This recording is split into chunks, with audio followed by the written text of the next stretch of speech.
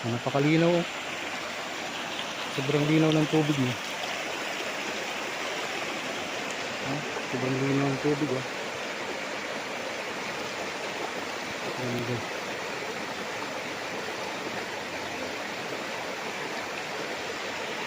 Linaw ng mga kaprops.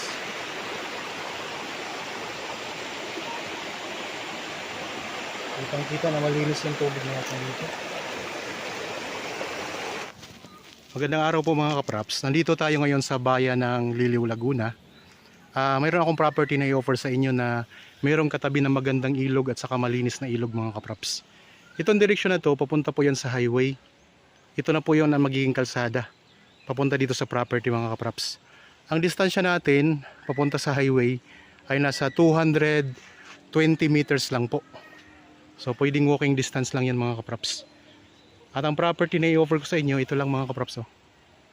Yan. Bali, ito po ay may katabing ilog. At meron din po itong boundary na sapa. Ito yung sapa mga kaprops. Pagkatawid natin ng sapa na to, yan, maliit lang ito na sapa. Yan, maliit lang yan. Pagkatawid natin dito sa sapa, meron din kasi itong bukal dito mga kaprops sa hilirang ito. So ito na yung property. Ang sukat nitong property ay 1,500 square meters. Mula po dito ang boundary niya. Pag ganun po, diretso po yan sa ilog ng mga kaprops. Ang korte ng lupa ay kwadrado, square. Tingnan nyo ang mga tanim. Marami itong mga lansones. May mga puno ng niyog. Mayroon ding puno ng santol. Ang dokumento nito mga kaprops ay tax declaration.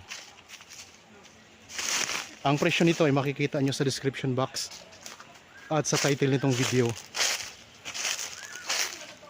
Mayroon ding puno ng durian. May durian mga kaprops.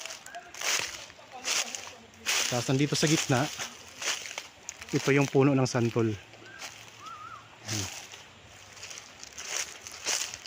So, dito ako ngayon sa gitna ng property. Mayroon ditong tanim na guyabano. Tapos may puno ng mangga sa gilid ng ilog. Ikot ko lang po ang camera ha.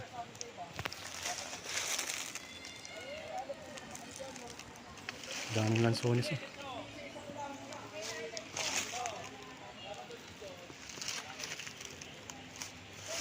Punta na tayo sa ilog mga kaprops.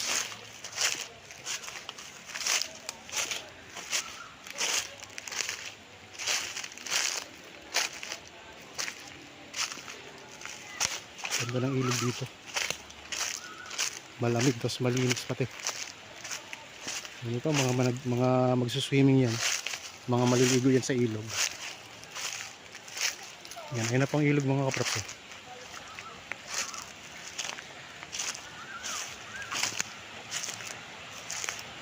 Yan, ayun ang ilog.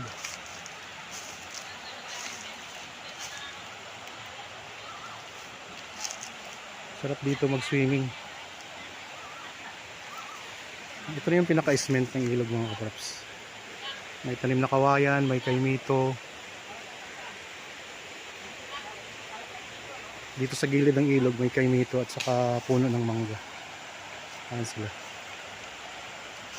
Naliligo. Yan, may mangga din dito mga kaprops. Tapos may rambutan din. Mula po dito doon sa rambutan yung nakikita nyo. Pag ganun po mga kaprops ang property. Diretso dito sa cement na ng ilog.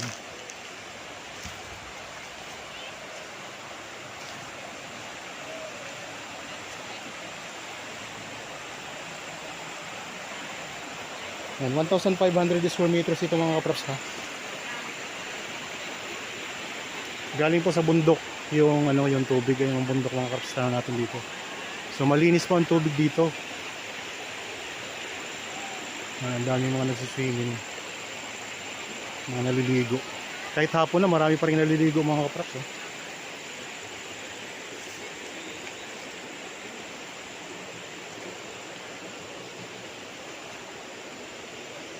Marami pa rin naliligo Ang agos ng tubig mga kaprops, pag ganun siya, papunta na po yan doon sa may tulay. May tulay kasi itong dadaanan ng tubig na to. Napakalinaw. Sobrang linaw ng tubig niya. Sobrang linaw ng tubig. Ganda.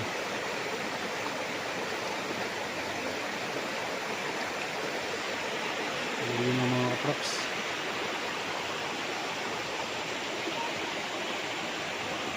Kitang kita na malinis yung tubig natin dito.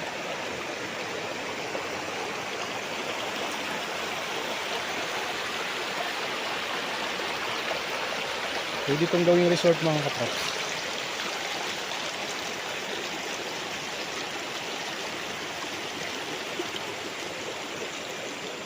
Yan lang ang property oh.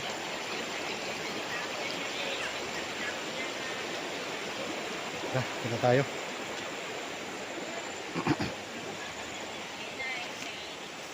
So hindi pati siya hindi sobrang tarik at hindi matarik mga kaprops. Ayan lang tingnan niyo. Ayan lang, ilog na yan. May iba kasing property na tabing ilog pero matarik siya. Papunta sa ilog. Ayan na.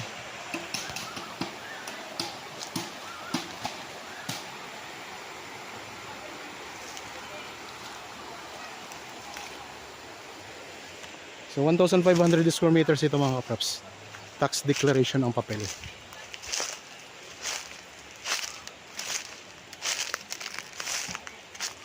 Okay. Sana nagustuhan niyo pong property na ina-offer ko sa inyo. Para po sa bago pa lang sa aking channel at napalaya lang dito sa aking channel, huwag niyo pong kalimutang mag-subscribe at pindutin na rin po ang notification bell para maging updated kayo sa mga bagong property na i-offer namin. Maraming salamat po. Lagi tayong mag-iingat at God bless po sa ating lahat mga kaprops.